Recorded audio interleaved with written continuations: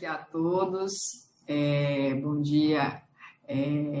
Nossa intenção, né, tá fazendo aqui nossa primeira reunião mensal de associados do IBF Ceará, uma reunião que a gente deseja muito partilhar um bom conteúdo, né, e para estrear aí essa nova modalidade de interação, a gente está trazendo aí hoje 3 executivos do nosso Cearazão, para compartilhar um pouco das suas histórias e junto aí com meu amigo Eliardo, falar um pouco do agronegócio cearense, né? São 7h32, a gente vai dar aí 3 minutinhos para recepcionar aí mais associados e às 7h35 a gente poder efetivamente começar, tá? Confesso que muito feliz nessa nova modalidade nossa, infelizmente vivemos tempos estranhos, onde sofrendo fortes consequências por esse problema da pandemia. Aqui no Ceará a gente vivendo essa segunda onda, vivendo um momento de isolamento social mais rígido e a economia sofrendo consequências com isso. Mas a gente também entende como instituto, né, como executivos financeiros, que com todo respeito, né, a vida segue, né? E a gente está tentando encontrar formas diferentes de levar um bom conteúdo. Então, hoje a gente está aqui num formato que eu confesso que não era assim que eu imaginava começar a nossa primeira reunião, mas é o que temos para hoje. Então, o nosso objetivo aqui é falar, na verdade, a cada reunião mensal, a gente quer trazer um bom conteúdo, né? Então, a gente está trazendo hoje o agronegócio. A nossa próxima reunião, nós vamos tratar de um outro segmento também muito forte no nosso Ceará, que é o segmento de tecnologia. Nosso amigo Dudu estão perguntando, estão me vendo?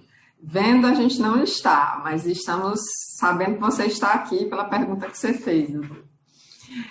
Seja bem-vindo, você sempre contribuindo conosco aqui no IBF. Então, vamos trazer a agenda em si. Dia 20 de abril, a gente vai trazer 3 executivos associados do IBF para falar de tecnologia. Estamos fechando a nossa agenda de maio. E já temos também alguns eventos para a agenda de junho, onde a gente vai também trazer um conteúdo que eu acho que é super pertinente, que nós vamos falar de carreira, né? A Adriana Bezerra também dando bom dia aí a todos, né? Ives também dando bom dia a todos, bom dia, amigo Ives, né? Então, essas reuniões, nossa grande intenção era que ela fosse tivesse um pouco de presencial, mas infelizmente o momento não nos permite. Então, com todo cuidado, desejando que cada um de vocês esteja com muita saúde e que estejam com os cuidados redobrados, né? A gente vai começar a nossa reunião aí às 7h35, tá? Então, hoje eu fico muito feliz de poder trazer aqui 3 executivos, né? Que quando a gente começou a conversar sobre a possibilidade de falar um pouquinho sobre o agronegócio cearense, toparam na hora, e eu, mais uma vez, coloco a minha alegria de poder estar aqui. Primeiro eu vou falar da minha amiga Joyce, né? Joyce de Paula, vou pegar aqui minha pesquinha, graduada em Ciências Econômicas pela Universidade Federal de Juiz de Fora, uma mineira, né, Uai? Que abraçou o Ceará há 15 anos, né? Pós-graduado em Finanças e Gestão Empresarial pela UCAM Rio de Janeiro, MBA em Estratégia e Gestão Empresarial pela UGF do Rio de Janeiro. Mineira de nascimento, mas cearense de coração há 15 anos, casada, mãe de 2 filhos, iniciou a carreira no Rio, na Parmalat, passou por energias renováveis e por ela veio transferida para o Ceará. Mineração, está no agro há 15 anos, né?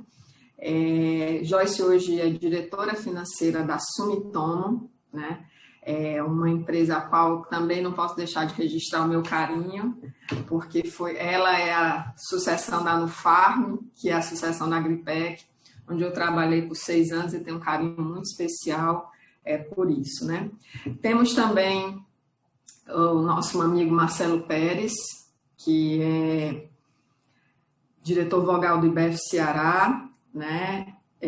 Com uma sólida formação na área financeira, com experiência na direção e indústria de alimentos, sendo fornecedor de matéria-prima semi-elaborada para a indústria de grande porte. É diretor executivo do Grupo Santa Lúcia, empresa com investimentos no ramo imobiliário, financeiro e avicultura. Marcelo quando a gente começou a falar um pouco desse evento, Marcelo disse, vamos mostrar para os nossos amigos associados do IBEF um Ceará que eu mesmo não conhecia, né, Marcelo?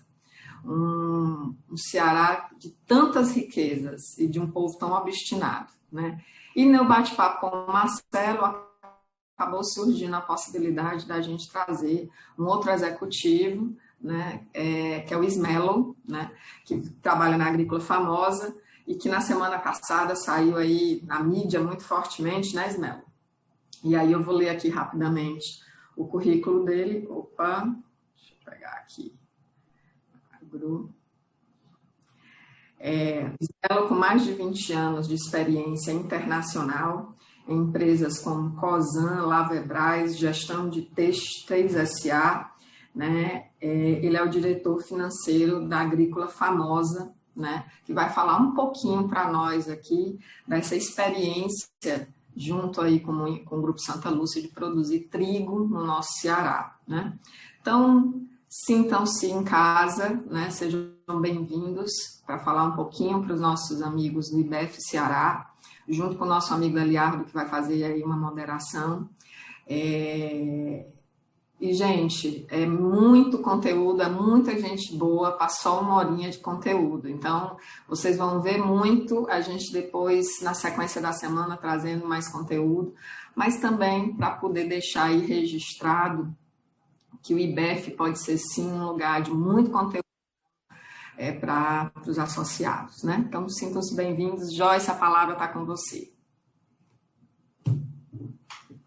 Bom dia, gente. Bom dia a todos. Eu tenho que confessar, Renata, que eu estou extremamente feliz em poder compartilhar com vocês um pouquinho aí do agro, né? E dessa nossa, né, Marcelo, dessa nossa nobre missão de alimentar o mundo, né? Exato. A gente acaba não se dando conta, gente, mas o agro está com a gente 24 horas por dia, né?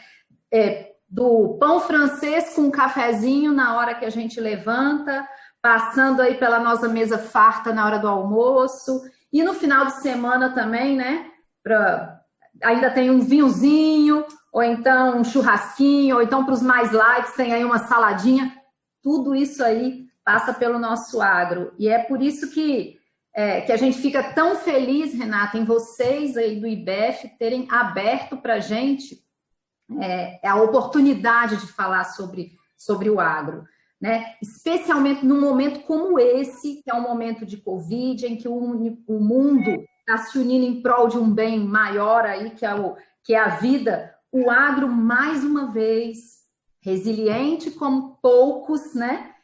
Se reinventa e continua produzindo incansavelmente para alimentar a população mundial. Eu vou dividir minha tela aqui com vocês, aí vocês, Eliardo, como eu estou só com uma tela agora, você avalia se está direitinho e me avisa, certo? Já vou para... Vejam aí se está ok. Tá ótimo, Joyce. Então, tá bom, obrigada. Então, eu vou começar o nosso bate-papo voltando aí para o ano 2000, né? Qual era... A gente entrou aqui no túnel do tempo e voltamos para o ano 2000. Qual era a população mundial no ano 2000?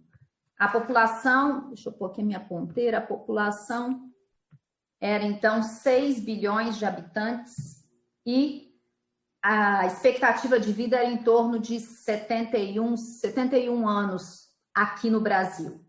Agora a gente volta no túnel do tempo, volta para hoje, né, para os dias de hoje, e em 2020 já somos mais de quase 8 milhões, mais 2 milhões de habitantes no planeta, com uma expectativa, vejam aqui do Brasil, de 76,4 anos.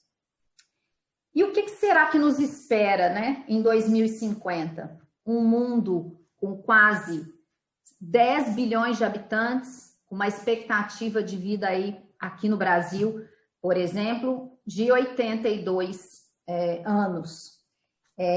Então, vocês já pararam para analisar que nesse momento, nesse período, nessa caminhada, a gente vai ter um combo, né? Eu brinco que é um combo. É o quê? Aumento exponencial da população, uma urbanização imensa, um aumento da expectativa de vida. O que isso tudo leva? Esse combo leva para aumento da demanda de alimentos. E isso é fato, né? Então, a demanda de alimentos vai crescer exponencialmente nos próximos 30 anos.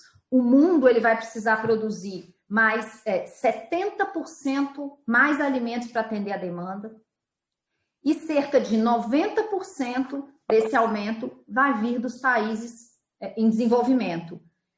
Estima-se, então, que o Brasil vai precisar aumentar a sua produção em 40% para conseguir suprir a demanda mundial, esse aumento exponencial de demanda. E vocês sabem, não basta ter oferta suficiente, é preciso aumentar a produção de alimentos, mas ao mesmo tempo minimizar o impacto ambiental. E aí, qual será a receitinha de bolo, né, para a gente poder utilizar os recursos escassos de forma eficiente para garantir o alimento para a população mundial, né, e também a sustentabilidade do nosso meio ambiente?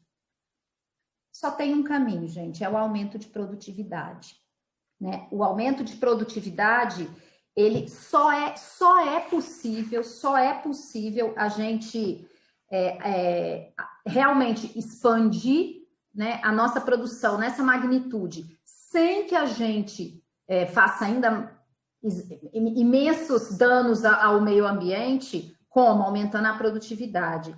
Isso só é possível com o quê? Desenvolvimento tecnológico e técnicas de plantio. Não existe outro caminho que não seja plantar e colher com responsabilidade, o que significa preservar a natureza acima de tudo, né? Então, hoje, o caminho que se busca é o quê? É unir o aumento de produtividade com a conservação ambiental. O que é muito importante a gente ter em mente? O que vai fazer isso tudo funcionar, né? As legislações adequadas, educação ambiental, fiscalização e essa danada da inovação tecnológica, né? Que ela vai harmonizar a produção de alimentos com a conservação dos recursos naturais e assegurar a qualidade de vida para as gerações futuras. Essa é a nova agenda de sustentabilidade, gente. É realmente manter a qualidade de vida do planeta e, ao mesmo tempo, assegurar a segurança alimentar, né? Eu posso dizer para vocês que poucos setores aqui no Brasil são tão pulsantes, diria até vibrantes, e também tão inovadores quanto o agronegócio, né? A cadeia do agronegócio, para deixar todo mundo na mesma página, a cadeia, ela tem o antes da porteira, que a gente chama de antes da porteira, que é o quê? São os produtores de insumos, no caso da Sumitomo Chemical, nós somos um produtor de insumo, são os produtores de máquinas, as máquinas, os equipamentos, os serviços técnicos especializados, isso é o antes da porteira. Aí tem o dentro da porteira, que é a produção em si, né? Que o nosso amigo Marcelo vai falar aí, o Ismelo vão falar aí muito, muito bem, que é a parte de produção realmente do cultivo e e do cultivo animal também, né? Crop protection e tal. Depois da porteira, vem o quê? A gente não adianta produzir, se não transportar, armazenar, industrializar, distribuir, comercializar e fazer com que tudo chegue na nossa mesa. Então, essa é a cadeia do agronegócio, né?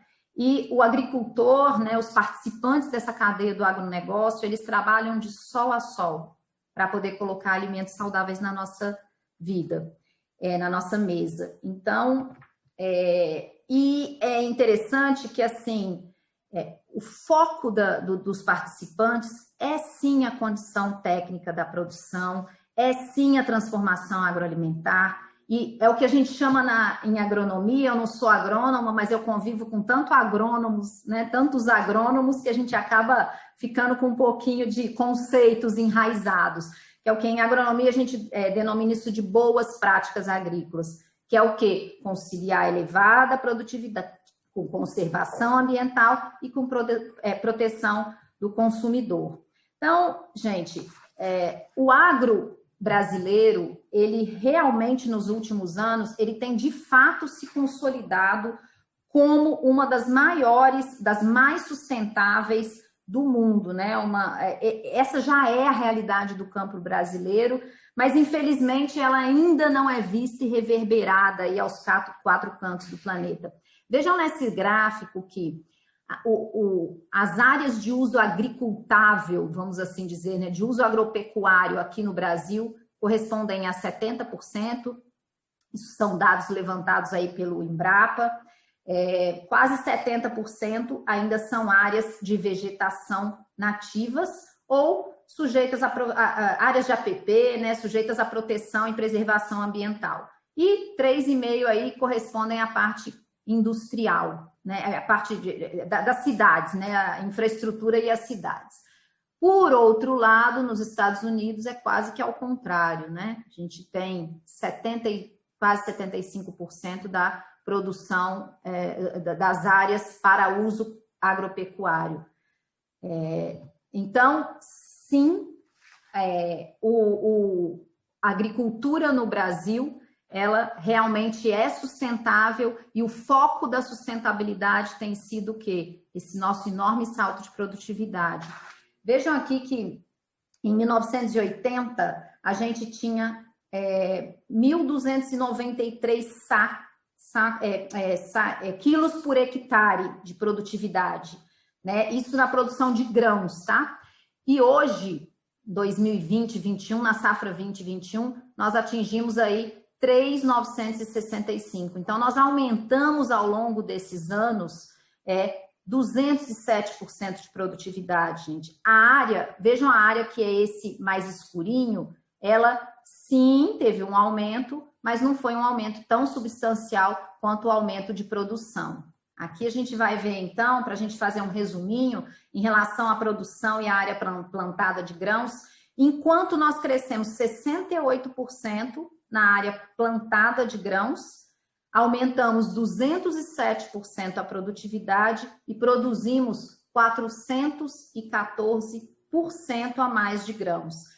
Aqui eu dei um overview aí por soja, né, por produto, soja, milho e algodão, e aí a gente vê que o aumento de produtividade de quilos por hectare é significativo nos 3 principais produtos da agricultura brasileira. Sim, o agro é a riqueza do Brasil. Sim, o agro, ele corresponde hoje a 22% do PIB brasileiro.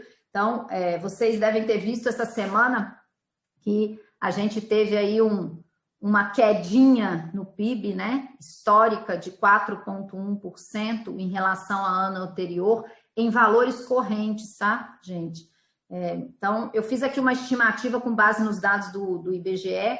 Então, enquanto em 2010, mais uma vez, vamos voltar aqui um pouquinho no tempo, enquanto em 2010 a gente tinha 4,1 trilhões o nosso PIB, com 21% do PIB correspondente ao agro, Em 2019, atingimos 7,8, 7,4 em valores históricos e 7,8 já em valores correntes, com 22% correspondentes, né, 1,6 trilhões correspondentes ao agro. Esse ano, 7,4, né, nós tivemos essa queda aí por causa de todo esse cenário, mas o agro continuou participando muito, né, e foi até o único segmento que conseguiu terminar o ano com crescimento, né, de 2% em relação ao ano anterior, ao invés dos 4,1% de queda do PIB no geral. Então, durante esse período, o agro se mostrou ainda mais resiliente, né? A gente teve que substituir a proximidade e a confiança de um relacionamento pessoal para poder partir para uma coisa mais digital. A gente superou restrição de crédito, falta de insumo e de matéria-prima, uma volatilidade do dólar gigante. A gente sabe que esse nosso negócio, ele tem sim um componente de dólar muito significativo no nosso mercado, e a gente então ainda consegue terminar um ano com um crescimento de 2% em relação ao anterior. Novamente, sim, o agro é a riqueza do Brasil, né? Vamos olhar agora as exportações. De 200, a gente voltando aqui para 2018, a gente exportou 239 bilhões de dólares, sendo 42% do agro. Passamos aí por 43% e esse ano nós atingimos 48% do total de exportações sendo de agro. Então, o saldo da balança comercial desse ano foi de 50,9 bilhões, sendo que 100,8 bilhões são exportações do agro, que contribuíram assim diretamente para que a gente tivesse superávit na balança comercial. Os principais segmentos de exportação, então, são soja, com 35%, carnes, produtos florestais e o setor sucroalcooleiro. Rapidamente passando aqui, então, o principal destino das exportações do agronegócio é, sim, a China, com 34% esse ano, né, fechou o ano de 2020 assim, segundo União Europeia, seguido dos Estados Unidos.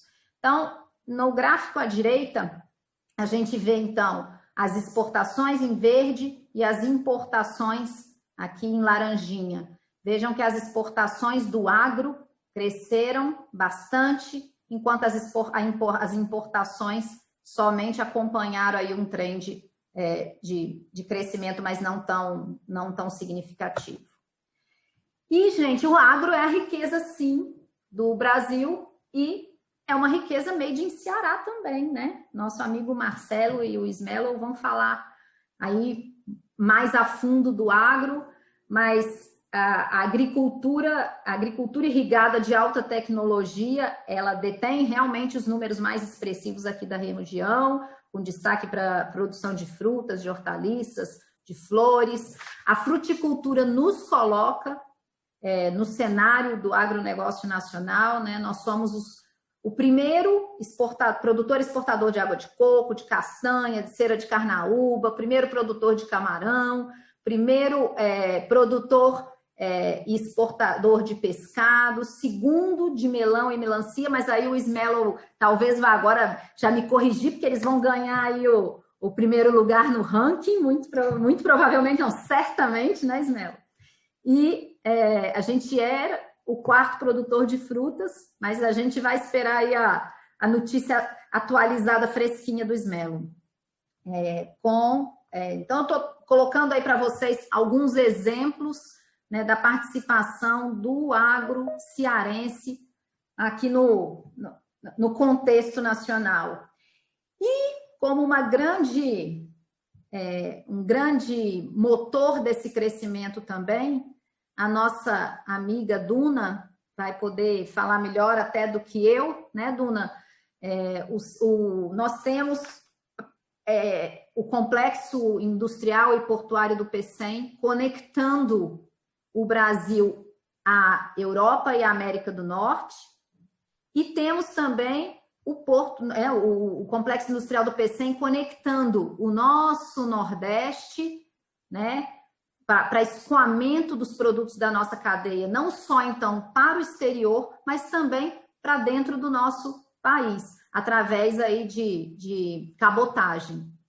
Duna, queria deixar aí você para falar uns minutinhos só sobre a evolução aí da participação de vocês, né, do Complexo Industrial e Portuário do Pecém, para conectar o nosso Nordeste, o nosso Ceará ao mundo. A gente deixa para o final?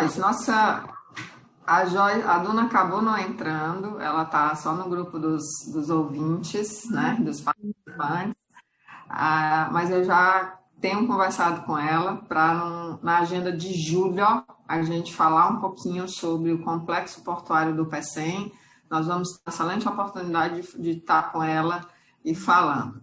Então, mas ela interage com a gente via chat. Então, ótimo. Duna, eu acho legal você colocar via chat para a gente, então, né, o aumento da movimentação de vocês aí ao longo dos anos no Porto do Pecém especificamente, né? Eu achei muito interessante quando a gente conversou, mostrando o ano anterior contra o atual, como vocês aumentaram aí a movimentação de containers, né, aqui no nosso estado. Então, eu vou seguindo aqui. Como então, gente, será essa nossa caminhada, né, ao longo desses anos até chegar em 2050? A gente vai ter, sim, foco no aumento de produtividade, então a gente vai ver muita agricultura intensiva, mecanizada, com sistemas de cultivo em larga escala, muitas inovações nos processos produtivos, muita novidade, né, na parte de manejo das pragas e doenças, né, para poder realmente impulsionar a produtividade.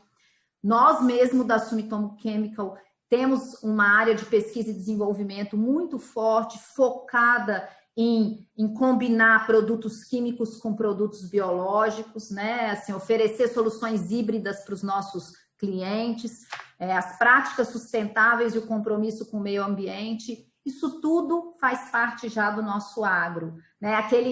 O agricultor que punha a bota e ia para o campo, ele existe. Mas hoje o produtor, ele controla tudo aqui pelo celular, né?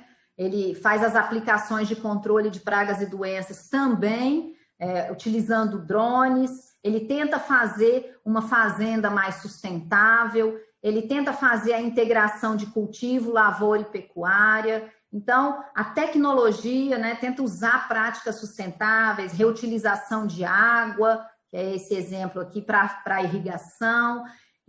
Então, as práticas sustentáveis, elas estão já enraizadas no coração do agricultor. Aqui eu vou dar um exemplo dessas práticas que impulsionam a produtividade, que é a rotação de culturas, o sistema de plantio direto, né, onde a gente não revolve tanto o solo aí, tirando os nutrientes. E aqui é essa integração, né, lavoura, pecuária e floresta. Então, isso aqui, esses cenários são os cenários que a gente vê no nosso campo brasileiro, né? Um cenário de encher os olhos, um cenário realmente de muita tecnologia envolvida, né? A gente sabe que de muito risco também, o agricultor e nós também, das indústrias de insumo, nós temos muito risco de crédito, muito risco cambial, né? A gente tem a gente tem muitos ifs, né? A gente tem muitos sis. Tem que chover muito, pode chover muito, chover pouco, dá muita praga, dá pouca praga, muita produção, pouca produção, preço das commodities, valor do dólar. Então, tudo isso faz parte do nosso dia a dia. Isso é o agro. Isso aqui é uma área de pastagem e eles estão controlando a aplicação de produtos por drone.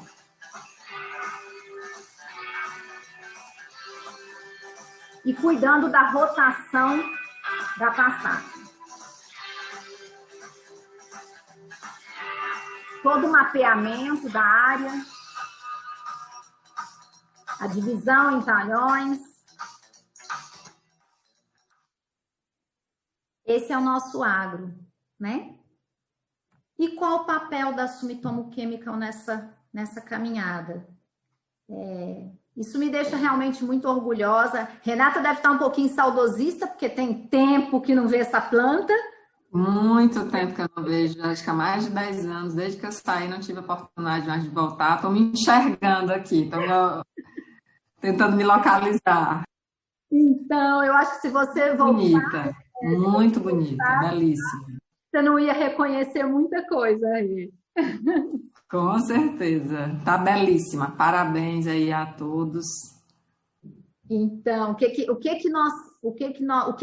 qual o nosso papel da Sumitomo Chemical aqui? A gente tem um complexo industrial em Maracanaú, então, com ampla capacidade de atender a nossa demanda. Temos uma forte geração de empregos. No Brasil, nós temos 721 empregos diretos e 1.100 indiretos, e só aqui no Ceará nós temos 332 empregos diretos e 700 indiretos. A nossa planta, ela partiu de uma capacidade de 72 milhões de litros para quase 100 milhões em 2017, para quase 100 milhões de litros em 2021.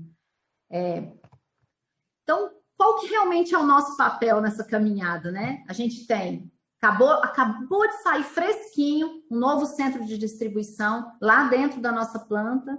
Renata, esse também você não ia conhecer, porque foi fresquinho agora. Estamos terminando aí a produção. Então, com capacidade para mais 4.900 pallets, posições pallets aqui.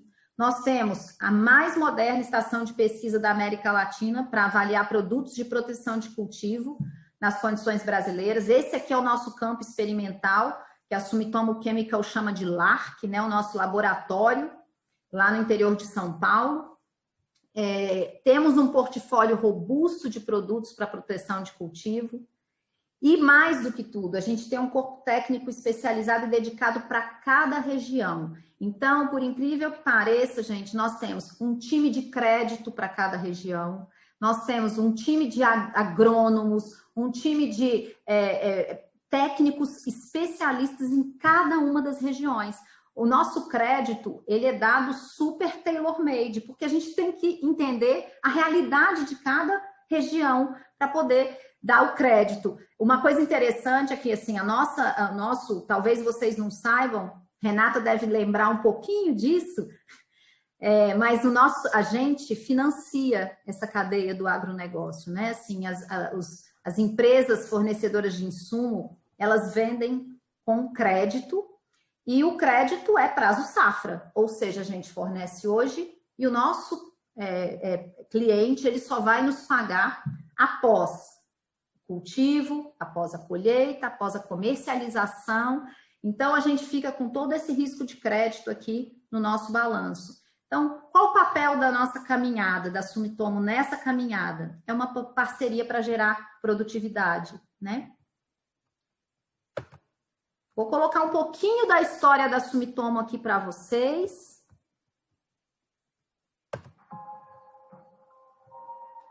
Para a Sumitomo Chemical, a agricultura deve atender às necessidades futuras da produção de alimentos em relação à qualidade e ao rendimento, mas também tem o dever de cuidar da segurança dos alimentos e do meio ambiente. Fundada no Japão há mais de 100 anos, nossa empresa, através da crença de seus funcionários em uma forte filosofia baseada no respeito e nos valores corporativos, sempre incorporou um senso de responsabilidade para com a sociedade e a natureza na criação de suas inovações. Com seus 2 centros de pesquisa, um dedicado a inovações convencionais e outro a inovações biorracionais, Sumitomo Chemical está assumindo uma posição de liderança no desenvolvimento da agricultura do amanhã com base em suas soluções híbridas. Dessa maneira, nossas soluções atendem às expectativas dos agricultores quanto ao desempenho e segurança, enquanto se adaptam às mudanças na estrutura regulatória. Os desenvolvimentos da Sumitomo Chemical são e irão continuar a dar uma contribuição significativa e qualificada qualitativa ao desafio de alimentar uma crescente população global enquanto se prepara para o futuro da agricultura.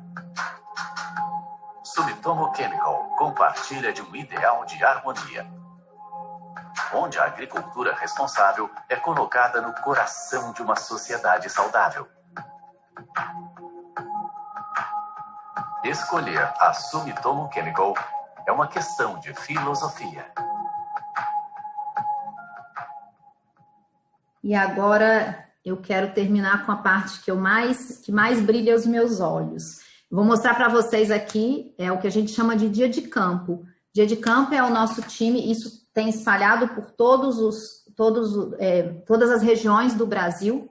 Nosso time de agrônomos faz experimentos de campo, comparando a produtividade entre não utilizar algumas técnicas e alguns produtos de proteção de cultivo e utilizar. Então, ele faz campos demonstrativos para comparar o incremento de produtividade.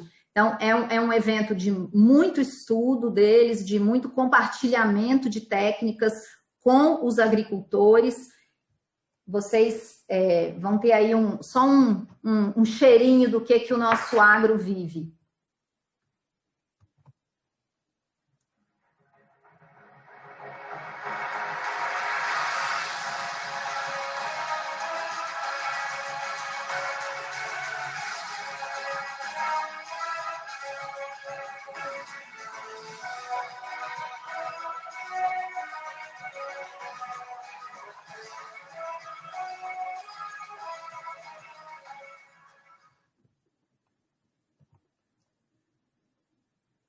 Muito obrigada. Espero que vocês tenham gostado e sentido essa mesma emoção que eu sinto ao falar do agro, né? Ao ver isso, a emoção que a gente fica em ver como realmente o agro faz diferença na vida das pessoas e como a gente está aqui pronto para, sim, continuar essa nossa trajetória de alimentar, né, dessa nossa nobre missão de alimentar o mundo.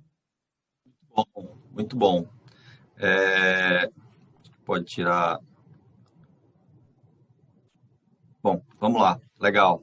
Muito bom. Eu sou um entusiasta seu, né, Joyce? Você sabe disso. Há muito tempo eu lhe chamo. Vem pro IBF, vem pro IBF. A Joyce fica quietinha lá em Maracanã fazendo essa empresa, toda a parte financeira dessa empresa tão próspera, né, aqui nossa, e a partir daqui, né, pro mundo todo. Joyce, eu gosto de quebrar um pouco de paradigmas, assim, rapidamente, pelo benefício do tempo. Mas, assim, no Farm, a Sumitomo já tratava aliás, a capacidade de adaptação sua, né, de sair de... Fuso horário é que não mudou, né, mas sair de australiano para japonês é uma coisa também louvável. Parabéns. Assim, a Nufarm e a Sumitomo agora já tinha há muito tempo pilares muito fortes de ESG, né? Então, já se preocupava com tudo isso, essa onda toda que a gente está tendo agora já está na veia de vocês, né? Falando um pouco desse crescimento, 414% de crescimento, eu queria desmistificar, se você pudesse falar 3 minutinhos aí. Quando você fala de eficiência, a gente fala de tecnologia, a gente fala de muita coisa, mas a gente fala também de herbicida, de pesticida, de um monte de coisa que tem uma mística muito forte aí por trás disso. Assim, é possível essa eficiência, essa produtividade sem isso? Fala um pouquinho rapidinho para a gente tentar desmistificar isso, não achar que a gente está comendo veneno, né? Assim, sendo bem direto no ponto, que é um pedaço importante do que a Sumitomo faz. Sim, com certeza. Eliardo, sim, a resposta é essa. Dando só um overview para todo mundo ficar na mesma página, nós éramos uma empresa australiana, né, no Farm, até abril desse ano, abril de 2020. Em abril de 2020, a Sumitomo Chemical, que é uma empresa japonesa, ela adquiriu as unidades da América Latina da Nufarm, e nesse momento, a gente, como o Eliardo falou, teve que se ajustar, né? Realmente o fuso horário não mudou, porque a gente continua aí com praticamente 23, 24 horas de diferença, assim, 12 horas de diferença, né? Quando aqui está de manhã, nossas reuniões são sempre nos horários mais malucos do mundo, mas já eram antes, então isso não mudou. Agora, a Sumitomo Chemical, sim, ela tem uma filosofia muito forte de sustentabilidade, de responsabilidade social, né? Ela está voltada, ela é uma empresa de P&D, né? Ela é uma empresa de pesquisa e desenvolvimento, e sim, o foco dela, Eliardo, é combinar, é fazer esse manejo integrado, né, de pragas e doenças, que é o quê? É combinar da forma mais eficiente possível, combinar a utilização de produtos químicos com o que a gente chama de biorracionais, que são os produtos biológicos.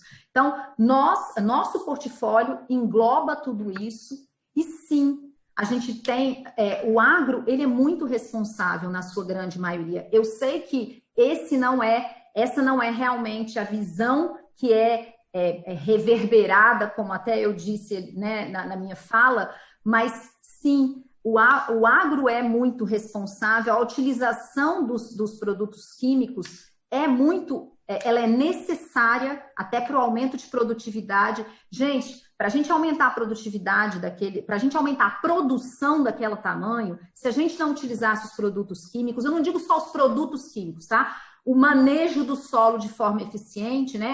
Combinando aí produtos químicos com técnicas de cultivo e com os produtos biológicos também, a gente teria desmatado muito mais, concorda? Então, assim, eu gosto de mistificar simplesmente dizendo isso. O futuro é combinar, sim, os produtos orgânicos, os biodinâmicos, né, com a agricultura intensiva, né, de larga escala. O que vai nos alimentar, Eliardo, no futuro, sem que a gente desmate mais, sem que a gente comprometa mais o meio ambiente, é sim a utilização da melhor combinação de proteção de cultivo. Não sei se eu respondi bem aí sim, a sua pergunta. Para mim respondeu. Marcelo, é contigo, Marcelo. Obrigado, Eliardo. Renata, quando você me convidou para falar sobre esse tema, sobre trigo aqui no Ceará, é um negócio que eu acho empolgante falar, porque foi uma grata surpresa para mim quando a gente foi lá pela primeira vez visitar a Agrícola Famosa e a gente pôde sobrevoar aquela região toda. Você começa a chegar naquela região da Chapada do Apodi ali, o cenário começa a mudar, o que vinha como seca começa a ficar verde, e você começa a ver plantações de banana, e aí você chega na Agrícola Famosa, aquele negócio verde, bonito, muito melão, tinha alguns projetos também de algodão ali sendo implementados. É um negócio realmente que impacta e que mostra pra gente que o Ceará é muito mais do que a gente pode imaginar. Eu acho que, como eu, muitos outros não têm a dimensão do que o Ceará produz e do que o Ceará ainda é capaz de produzir. Dito como esse projeto de trigo entre o Grupo Santa Lúcia e a Agrícola Famosa, né? Essa ideia veio do dono do Grupo Santa Lúcia, o Alexandre Salles, que é um empreendedor nato, é um inquieto e visionário. Ele não se inquieta, ele sempre fica procurando o que ele pode inovar ou melhorar. E encontrou, junto com a Agrícola Famosa, uma parceria para tentar fazer essa nova cultura aqui no Ceará. Outro louco, né? Um louco encontrou o outro e deu o projeto, né? Encontrou o outro. Seria de nós se não fossemos loucos, né? Um outro inquieto. Eu fiz uma pequena apresentação aqui para mostrar um pouquinho dos números e um pouco do que foi lá.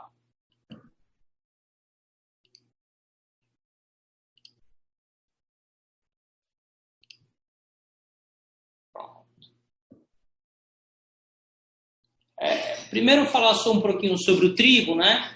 Que o trigo é uma cultura milenar que alimenta uma grande parcela da população mundial hoje em dia, né? Ela ocupa 17% da área cultivada do mundo e tem 30% da produção mundial em grãos. Então, a Sumitomo hoje deve ser um grande fornecedor para o cultivo do trigo, né? Aí vamos para massas, biscoitos, cereais matinais, e ele tem um amplo uso. Aqui tem a produção mundial de trigo, né? A gente produz, mas a gente não é autossuficiente em trigo, onde existe um movimento grande do Ministério da Agricultura para poder fazer com que o país se torne autossuficiente na produção de trigo. A Embrapa hoje desenvolve vários projetos no Brasil, com desenvolvimento de mudas adequadas para cada região, para ver se a gente consegue tornar o Brasil um país autossuficiente, né? A Bahia hoje está se tornando um celeiro produtor do cereal, uma agricultura irrigada, em pivôs de irrigação, onde está tendo uma produtividade muito boa, curiosamente semelhante com a produção que a gente teve aqui, né? As mesmas quantidades por tonelada, mas ainda o Sul continua sendo o principal produtor do país. O mercado brasileiro, a gente tem uma escassez de trigo, a alta cambial realmente desfavorece muito. Hoje o trigo ele subiu muito com a pandemia, ele foi para quase $300 a tonelada, e o frete também marítimo subiu muito, então encarecendo demais o produto. A alta cambial, a gente está vendo um dólar realmente muito instável, a gente não sabe onde é que isso vai chegar, atrapalha todas as áreas do país, mas principalmente nas importações do trigo, porque o país é dependente do trigo. O maior exportador de trigo hoje para o Brasil é a Argentina, por condições geográficas, né? Ele está perto, ele produz muito, ele é autossuficiente, ele produz um excedente muito grande.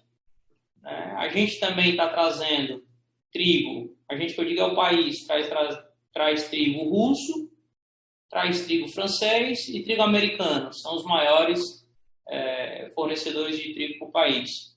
Mas com a alta do dólar e com frete, a gente vê o preço do insumo para massas e biscoitos subindo realmente bastante. A pandemia do coronavírus, a gente não entende como é que isso pode ainda atrapalhar ou ajudar o negócio. As pessoas em casa, o consumo de massas e biscoitos realmente nesse item aumentou bastante, mas o preço subindo dessa maneira, a gente não entende o que ele pode fazer com que o consumo aumente ou diminua. Realmente é uma incógnita ainda para todos, né? Esse aqui é o grão, esse é o famoso trigo, né?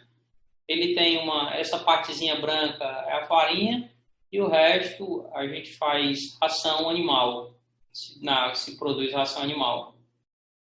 Essa é a implantação da área de trigo. Essa aqui é a agrícola famosa, onde foi feito o projeto inicial de trigo.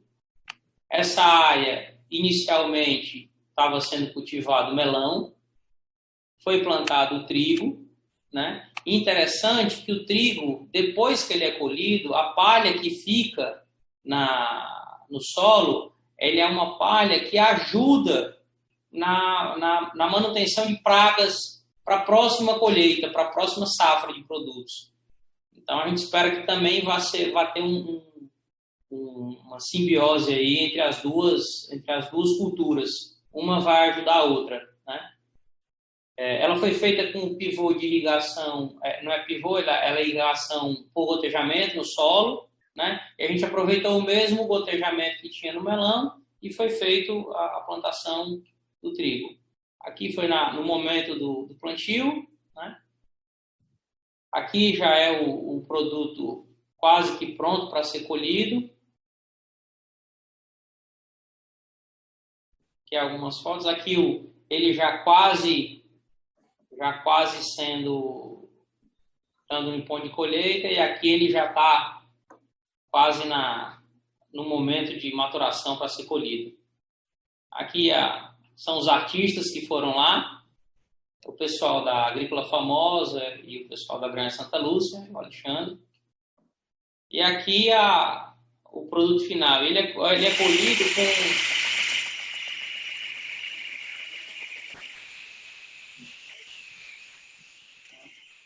Ele é colhido com a mesma máquina que colhe o arroz.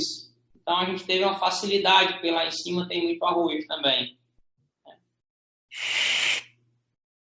A gente usou as sementes desenvolvidas pela Embrapa, que foram desenvolvidas para a Bahia, que é a BRS 264. Ela teve um ciclo de 70 dias. E a 404 é a Atom, que teve um ciclo maior, que foi um ciclo de 90 dias na colheita. A BRS 264 tinha uma expectativa de 5.000 toneladas, a BRS 404 de 4.000 quilos por hectare e a Atom 6.000. E foi no final o que se verificou que era praticamente a mesma coisa. Essa diferença de 6.300 quilos por hectare entre uma e outra se justifica pelo tempo que uma fica diferente da outra para ser colhida. A 264 ela é colhida com 70 dias e a 404 é a Atom com 90. Então, o custo de produção perante a quantidade produzida, eles vão se equivaler, né? Essa foi uma breve apresentação que eu fiz para não ser muito longo sobre o tema. É um tema vasto, é um tema que a gente empolga muito. Eu acho que a agricultura no país... assim, meus avós eram agricultores de café no interior de São Paulo, entendeu? Então, eu passei minha infância indo e vindo para a fazenda. Eu acho um tema realmente empolgante.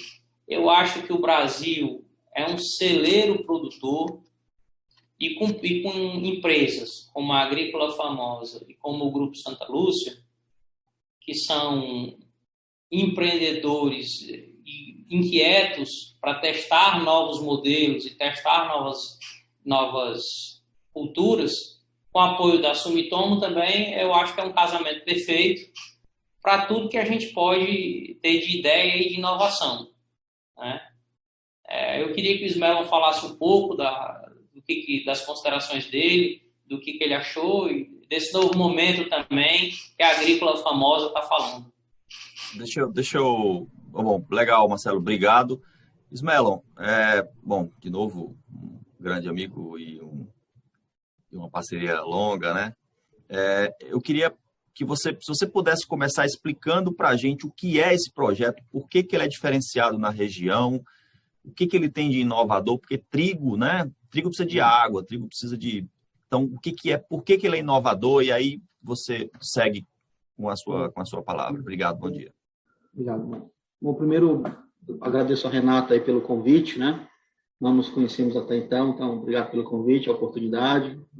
Parabéns a todos, a Joyce, pela apresentação até aqui. Marcelo, vamos lá. O projeto do trigo na Famosa nasceu por uma confluência de interesses, né? O negócio da Famosa, coração da operação, é melão e melancia. E melão e melancia se produz com qualidade no nosso bioma hoje, aqui entre o Ceará e o Rio Grande do Norte, entre os meses de agosto e fevereiro. Esse é o período de grande produtividade de melão e melancia, com alto padrão de qualidade que a gente precisa para fazer exportação. E aí a gente tem uma janela de sazonalidade de período de entre safra, que é o inverno, mais ou menos aí de fevereiro a julho, mais ou menos de cada ano, né? Então começa a chover no Ceará finalzinho de ano, janeiro começa a chover, e aí, por incrível que pareça, para a cultura de melão e melancia, chuva é um negócio que não vai bem, é ruim para a cultura. Melão e melancia são frutas de cultura semidesértica, então ela precisa de água, mas numa irrigação de precisão. Então, para vocês terem uma ideia, a gente usa o nosso sistema de irrigação hoje na Famosa, é um sistema de tecnologia israelense, é o mesmo que se usa no deserto, com o nível de precisão que a gente faz fertirrigação. Então, a ideia do trigo veio para fazer a complementariedade das culturas, né? Eu prestei muita atenção aí na apresentação da Joyce, né? Muito interessante. Aliás, a Sumitomo é nosso fornecedor, inclusive, a gente compra muito deles aí, defensivos, etc., né? E quando ela falava sobre rotação de cultura, né, complementariedade, faltava só escrever assim, a agrícola famosa no final, que é exatamente o que a gente faz todo dia, né? Todo dia é o que a gente faz. Obviamente a gente combinou tudo isso antes, né? Pois é. Se tivesse combinado, não teria dado tão certo, né? Não teria dado tão certo. Mas, enfim, então, quando a gente está encerrando o ciclo do melão e da melancia lá por fevereiro, né, março, nós estamos agora em março, exatamente nesse momento, a gente começa, a intenção é ter culturas complementares que ajudem na rotação do solo, ajudem na melhora, na preservação dos nutrientes e que também, óbvio, tem um impacto de negócio relevante, que aí você continua com receitas e outras culturas dentro desse ciclo, até retomar o melão e melancia de novo, que é o carro-chefe. E daí surgiu a possibilidade de fazer o trigo, porque o trigo é uma cultura de ciclo muito curto, né? Um pouco mais de 90 dias, 120 dias, você planta, trata e colhe lá na frente. Então, a ideia é fazer essa complementariedade. Então, sobre a ótica da Famosa, foi assim que nasceu. E aí, claro que como é uma região um bioma muito específico, caatinga, etc., muito seco, precisava ser uma variedade específica, não é qualquer trigo que vai. E aí veio a tríade, vamos dizer assim, da necessidade, conhecimento e expertise da Santa Lúcia a respeito do produto final, a Embrapa com o desenvolvimento da tecnologia, da variedade, da genética, porque hoje você não pode falar de desenvolvimento do agro sem desenvolvimento genético, né? Está no coração do agro, e a Famosa com o seu conhecimento da produção propriamente, do manejo da terra, de como fazer a irrigação. Então, esse arranjo, vamos falar assim, de complementariedade das três competências, assim, é que viabilizou o projeto. Então, a gente plantou já alguns hectares aí, tem 2 regimes, né? Como a gente costuma falar no setor, a gente pode fazer um regime de irrigado, que é aproveitando a estrutura de irrigação do melão, desse sistema que eu comentei israelense de fertirrigação, como a gente pode fazer também no sistema de sequeiro, que aí a gente não irriga e aí depende da chuva, né? Os 2 sistemas têm suas vantagens e desvantagens. Então, hoje, a produção não está ainda em escala industrial, eu diria assim, se alguém lá bater na nossa porta e disser, olha, eu quero tantas 1000 sacas de trigo, a gente não tem para oferecer ainda, mas a gente está testando os vários modelos tecnicamente, testando as várias técnicas de produção e as variedades para chegar num nível onde a gente consiga, de fato, ter um diferencial competitivo. É claro que a primeira grande notícia é que já nos primeiros testes, nos primeiros 20, 30 hectares que nós plantamos, a gente já conseguiu um nível de produtividade comparável com as melhores áreas do Brasil, né? O Marcelo mostrou aí, mais de 5 toneladas de trigo por hectare, é um índice de produtividade bastante alto. A gente conseguiu isso na largada. Então, tem muito espaço ainda para melhoria, ainda de adaptação dos insumos, por exemplo, qual é o insumo perfeito que vai dar a precisão exata de produtividade, fazer o combate às pragas específicas do trigo. Então, tem muito chão. Estamos animados aí com o processo. É desafiador, né? Porque a diferença é que, no nosso caso, na nossa perspectiva, a Famosa, eu diria que ela é uma horta gigantesca, né? Porque nós plantamos aí mais ou menos 10.000 hectares de terra. Quando você fala em soja, né, grãos, as grandes culturas do Brasil, não é tanto, né? Mas quando você fala numa escala de fruta, 10.000 hectares é uma área gigantesca, né? Então, e esses 10.000 hectares a gente quebra em pequenos hectares de 2, 3, pequenas áreas de 2, 3 hectares, e a gente cuida de cada uma delas como se fosse a hortinha de casa, fruta por fruta, uma individualmente. Então, é um trabalho realmente muito intensivo, né? Muito, muito intensivo. Então, é uma cultura de altíssimo valor agregado. O trigo é uma outra dinâmica, né? Sem fazer nenhum julgamento de valor, o trigo é uma cultura, como mal comparando, mas mais próximo das culturas de larga escala. Então, o trigo é muito menos intensivo em mão de obra e a produção é numa escala muitíssimo maior.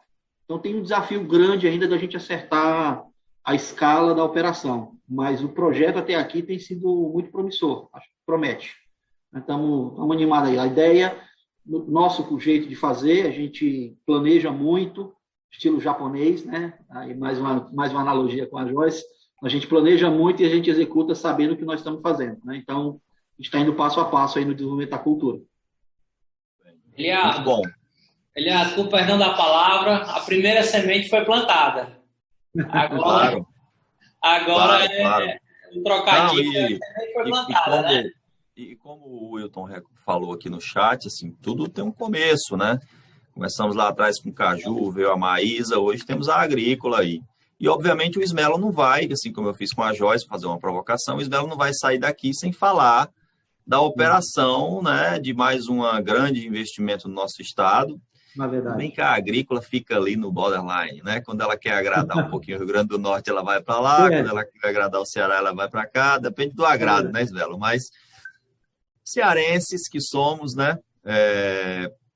Você não vai sair daqui sem falar um pouquinho dessa operação, o que é que isso representa para vocês e para onde vocês querem chegar com essa operação. Para começar com o negócio cearense, eu quero deixar bem claro para todo mundo que eu sou cearense, tá certo? Apesar de eu ter vivido aí mais de 20 anos fora do Brasil e por São Paulo, etc., eu sou cearense. Voltei para o Ceará há 3 anos, em função do projeto da Agrícola Famosa, então a perninha para o Ceará está puxando um pouco mais agora, que um dos sócios, um do diretor financeiro é cearense raiz, né? Então, só para constar, né? Enfim. Não é Nutella, né? Não é Nutella, não, é raiz mesmo. Raiz com profundidade, não é aquela raizinha fraquinha que não puxa o nutriente, não, raiz forte. Pois, Melo, mas eu sou mineira, mas já sou cearense de coração. Não vem falar que eu não sou cearense, não, porque eu sou.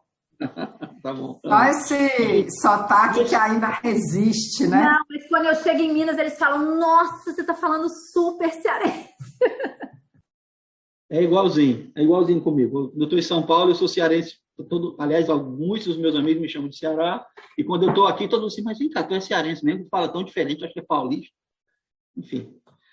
Bom, vamos lá. Do projeto, vou dar 2 passos atrás muito rapidamente para não se estender muito a conversa.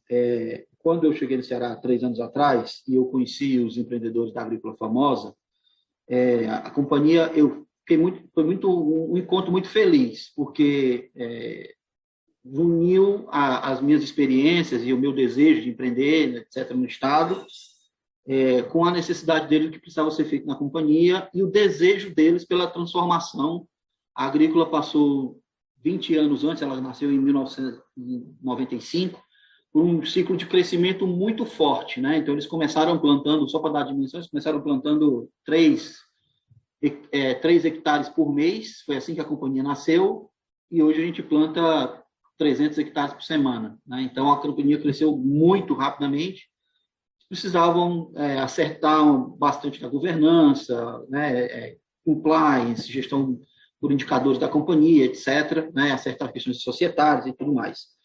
E aí eu entrei nesse contexto muito feliz, porque eles me deram, conjuntamente, a gente conseguiu achar uma forma de 8 mãos, vamos falar assim, todos juntos, nós, realinhar a companhia, né?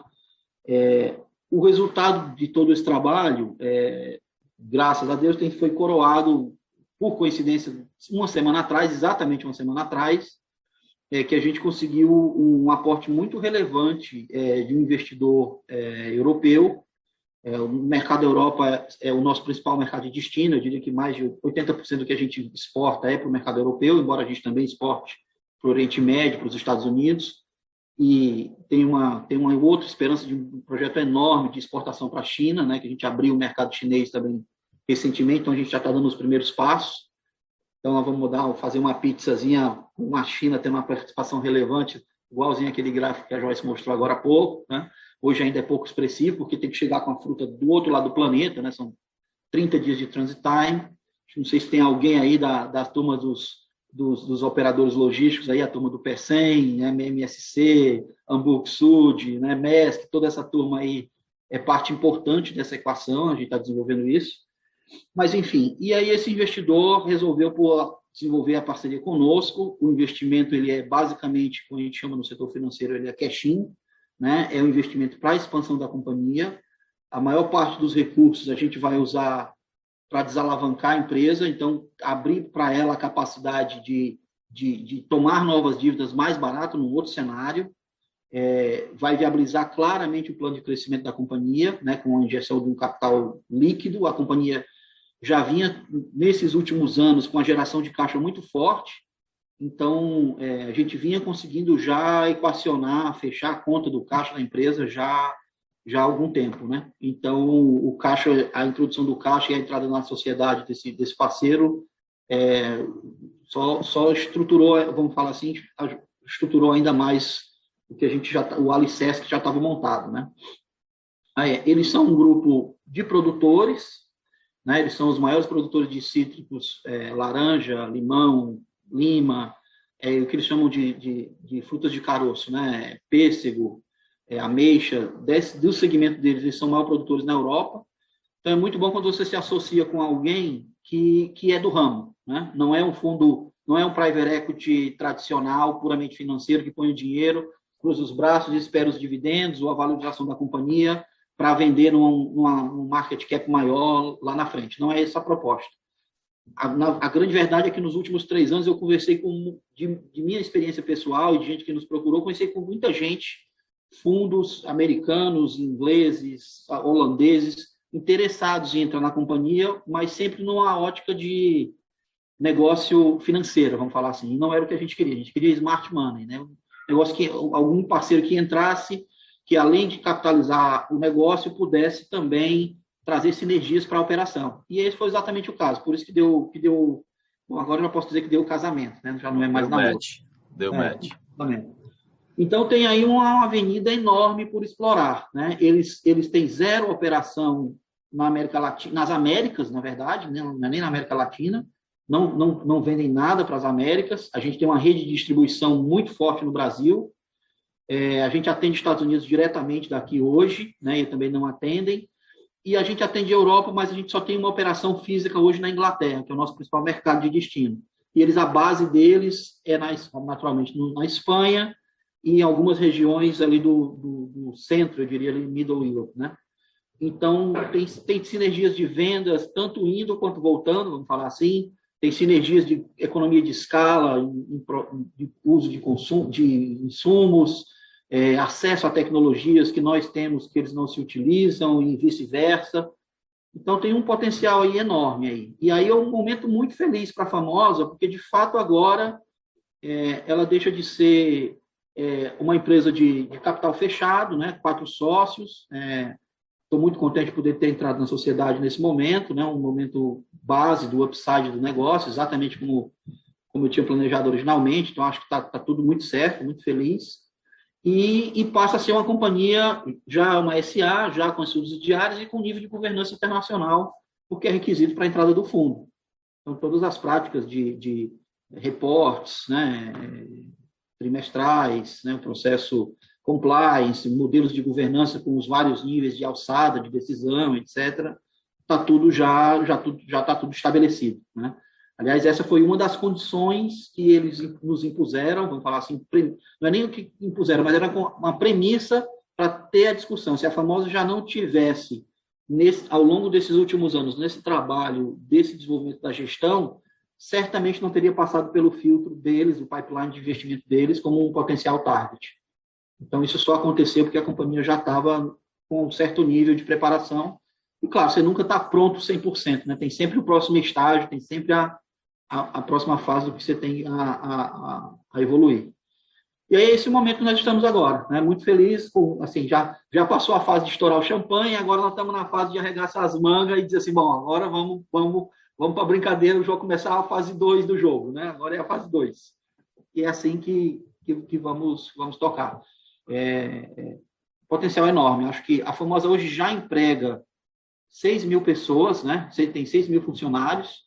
No agro, eu ouso dizer que a Famosa talvez seja o CNPJ que tem maior número de empregados no Brasil, em todos os ramos do agro.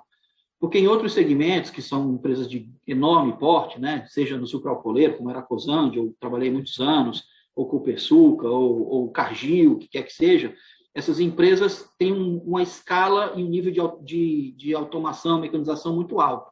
Então, o uso é pouco intensivo no uso de mão de obra.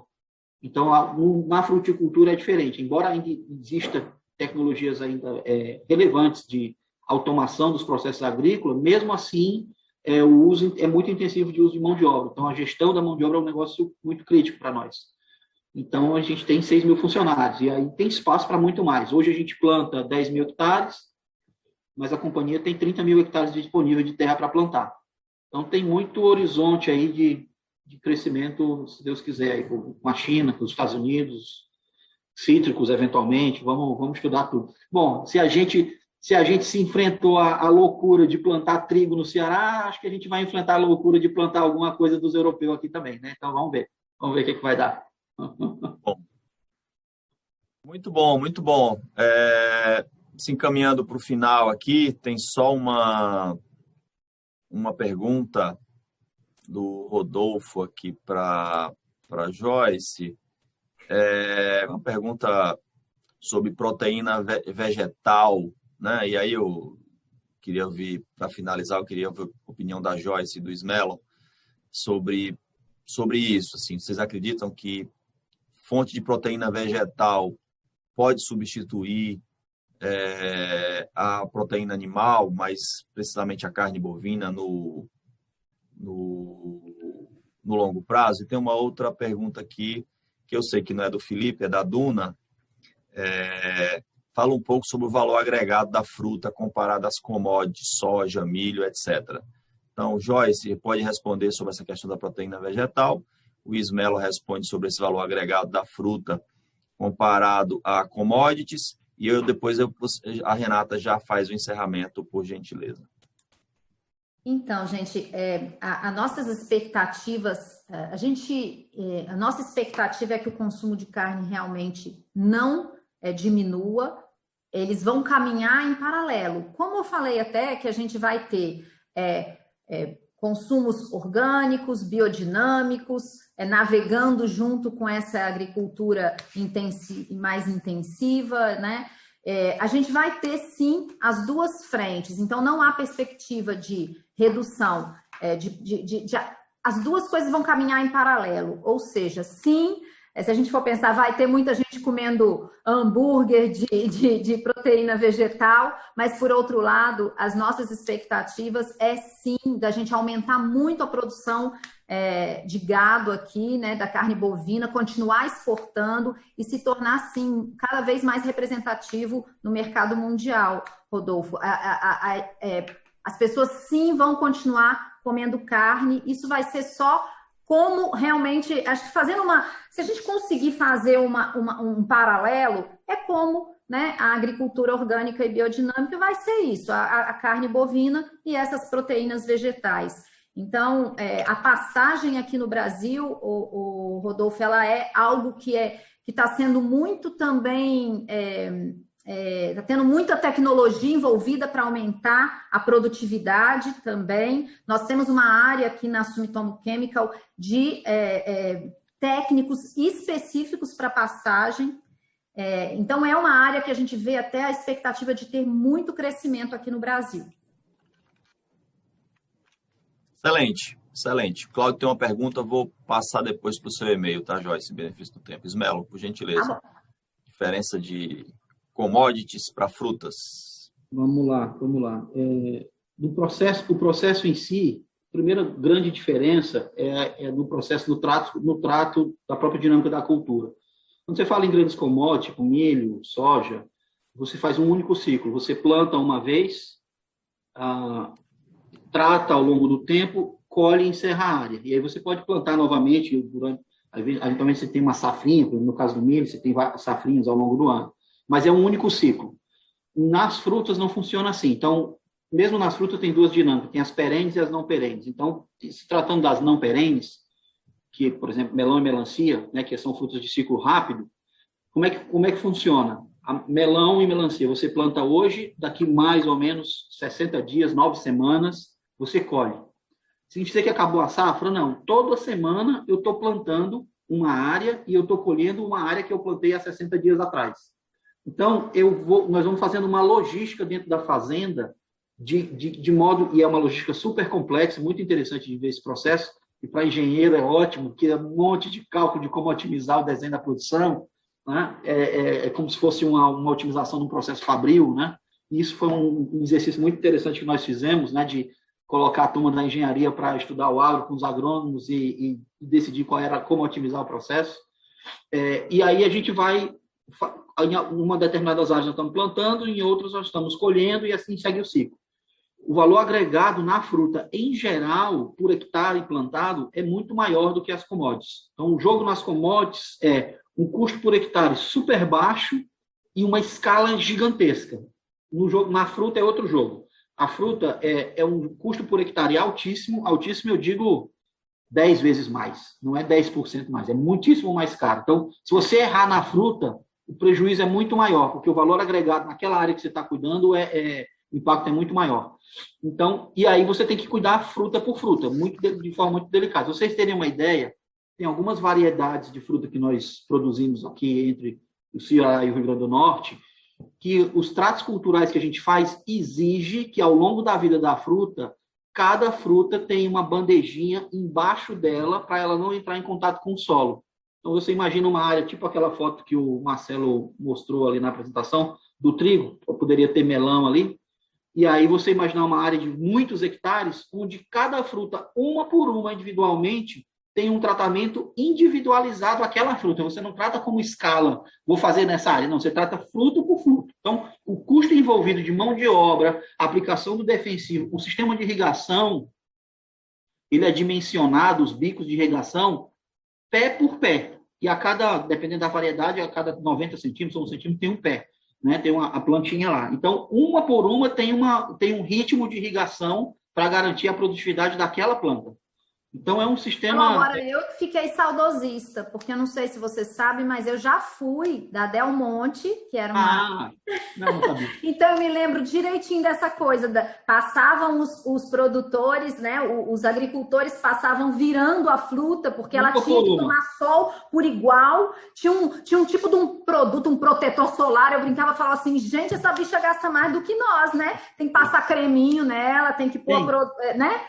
Tem um protetor solar para a fruta, que você passa na pele da fruta. Então, é esse nível. Então, por isso que eu falo que nós não temos fazendas, a gente tem hortas gigantes. Porque o cuidado é numa escala muito customizada. É assim que funciona. Então, e talvez aí esteja o grande benefício da diferencial estratégico da Famosa nesse cenário, porque como a gente está no Nordeste do Brasil, é a região da América Latina mais próxima da América do Sul mais próxima da Europa, né? Porque está bem na esquina ali, então o transit time é curto e nós estamos próximo do mar, né? Então o acesso aos portos a gente tanto faz pelo Pecém, como Mucuripe, né? Como Porto de Natal, nós temos 3 portos para servir a operação, né? Então e aí com essa tecnologia a gente consegue produzir com qualidade e estar próximo do mercado de consumo com o lead time de entrega aí relativamente curto para o padrão de frutas, né? Então, é assim que funciona. Excelente. Não sei se eu respondi a pergunta. Bom, Renata, ou faz outro evento, ou vai ficar com muita coisa aqui, muita pergunta, muita água na boca. Estou cheio de perguntas aqui para fazer para o Ismelon e para a Joyce, mas vamos encerrar, isso, né? Infelizmente, a gente tem que encerrar. Para minimizar isso, Eliardo, vamos colocar a Joyce e o Ismelon no nosso grupo de associados, como os 2 mais novos associados no grupo, se eles permitirem, né? Mas você já estamos, né? Já estamos no grupo, né? E eu confesso que essa primeira reunião, como eu disse no começo, não está acontecendo do jeito como eu imaginei. Gostaria de ter um pouco mais do presencial, porque a gente sabe que a energia é diferente, mas eu fico muito feliz, porque eu já falei isso algumas vezes, eu gostaria muito que a minha gestão no IBEF fosse pautada pelos 2 Cs, né? O C da conexão, e eu fico muito feliz quando eu consigo conectar, né? Ismelo, a primeira vez que me falaram de você, né? Era um cearense que tinha ganhado o mundo e voltou para o Ceará, eu vou puxar a sardinha, como diz o Eliardo, para o Ceará aqui, Ismelo numa empresa produtora de melão. Pois né? Uma brincadeira, vamos assim dizer, muito legal que a vida faz com a gente. Eu estava só esperando o comentário, só não sabia de quem é que vinha. Bom, eu não perco a piada, tá? Então, agradeço o Pedro também da KPMG, que também nos ajudou aí nessa conexão. né? E aí, só te respondendo, você perguntou, tem alguém do Porto do Pecém? Tem. Nossa amiga Duna acabou respondendo a pergunta da Joyce, que ela disse, a logística é fundamental para o agro e assim o Complexo do Pecém viabiliza o seu escoamento. No Pecém, temos empresas instaladas nesse segmento, Ouro Fértil, DSM, Matsuda, bem como um movimento em torno de 500 mil de toneladas por ano de produtos agrícolas, principalmente frutas, fertilizantes e defensivos agrícolas. O Complexo do Pecém oferece uma logística de cabotagem, como a Joyce falou, conectando o Ceará ao resto do país, bem como aos mercados internacionais, através da conectividade marítima. Fico à disposição. Nossa reunião de julho, que a gente já está montando em nosso plano, né, Duna, vai ser sobre o Complexo do Pecém. A gente vai ter a oportunidade de voltar aqui para falar. Ismelo, muito obrigada, né? A ideia é lhe colocar no grupo, se você assim permitir, e as pessoas que não conseguem ter suas perguntas respondidas possam aí lhe questionar. O Eliardo pode até ajudar nessa ideia. Marcelo, muito obrigado. O culpado de tudo isso aí é o Marcelo, de ter me trazido aí, ter aberto essa discussão toda de trigo e tudo mais. Foi assim que nasceu. Marcelo, muito obrigada, né? Agradeço aí a você e o Alexandre Salles. O que seríamos de nós, executivos, se não fosse um pouco desses loucos, né? Exatamente. Eu que agradeço a oportunidade de poder falar sobre um assunto tão empolgante. Quem sabe, quando tudo isso passar, a gente não faz aquela viagem que a gente teve vontade, né, de conhecer lá, né? Quem sabe, a gente até o amigo Rodolfo falou também, a gente tem que ir em Maracanaú, conhecer essas indústrias, matar a minha saudade de almoçar lá na Simone. É verdade. É icônica, né? É icônica, né? Mas vai ser um super prazer. Eliardo também já conhece a nossa planta, né, Eliardo? E agora, então, você conhecia quando ela era verdinha, né? Porque a Nufarm é toda verde, mas agora ela é toda preta e vermelha. Mas continua linda. São cores bonitas, preto e vermelho, sou suspeito. Antes de você passar a palavra para a Joyce, eu acho que era importante só reforçar que a gente está gravando isso aqui, né? Sim, a gente ia colocar justamente isso. Até eu peço desculpas para eventualmente aqueles que tiveram dificuldade de entrar no início. A gente está organizando nossa estrutura, nossa amiga Débora, que está aqui, nossa hiper, super, mega blaster, secretária executiva. A ideia de colocar uma senha é que realmente esse evento seja um evento exclusivo do associado, para que ele possa interagir. E ao longo do dia de hoje ou amanhã, a gente está disponibilizando esse link, essa entrevista no canal do YouTube do IBEF Ceará, e a gente vai poder curtir ainda mais e compartilhar aí com quem a gente acha que é pertinente, tá? Minha amiga Joyce, muito obrigada. Você, como sempre, desde o dia que eu lhe fiz o convite, você não parou de interagir comigo. Posso isso, posso aquilo, posso não.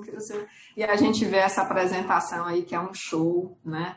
Assim como dos outros colegas. Eu fico muito feliz de realmente poder conectar e trazer esse conteúdo diferente para o nosso IBEF, né? Muito obrigada. Meu amigo Eliardo, né, como você disse, é assessoria de comunicação, né, dos conteúdos relevantes para o nosso IBEF. Foi muito bom esse primeiro momento. Aos associados, muito obrigado pela participação. Agendem-se, dia 20 de abril, a gente vai falar sobre o setor de tecnologia. Nós vamos trazer também 3 associados, que é o Paulo Augusto, que hoje é diretor financeiro da Mob Telecom.